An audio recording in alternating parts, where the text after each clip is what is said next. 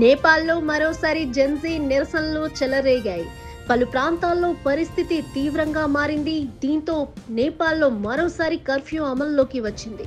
ఈ ఏడాది సెప్టెంబర్లో సోషల్ మీడియా బ్యాన్, హక్కుల పరిమితులపై జెన్జీ నిరసనకారులు పెద్ద ఎత్తున నిరసనలు చేపట్టడం విషయం తెలిసిందే.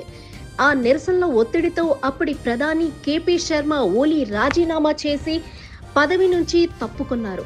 అనంతరం దేశంలో తాత్కాలిక ప్రభుత్వం ఏర్పడింది. అయితే ఈ రోజు జెన్జీ నిరసనకారులు మరోసారి పెద్ద ఎత్తున రోడ్లపైకి వచ్చారు. మాజీ ప్రధాని ఓలీకి అనుకూలంగా కమ్యూనిస్ట్ పార్టీ ఆఫ్ నేపాల్ మద్దతుదారులు, వారికి వ్యతిరేకంగా జెన్జీ నిరసనకారులు ర్యాలీ నిర్వహించేందుకు ప్రయత్నించడంతో ఘర్షణలు చెలరేగాయి. మాజీ ప్రధాని ఓలీకి అనుకూలంగా నేపాల్ కమ్యూనిస్ట్ పార్టీ మద్దతుదారులు ర్యాలీలు చేపట్టగా, వారికి వ్యతిరేకంగా జెన్జీ నిరసనకారులు ర్యాలీలు నిర్వహించారు. దీంతో ఘర్షణలు చెలరేగాయి. Gen Z communist party of Nepal మద్దతుదారులు ఆందోళనలు చేపట్టడంతో పరిస్థితి ఒక్కసారిగా ఉద్రిక్తం అయింది.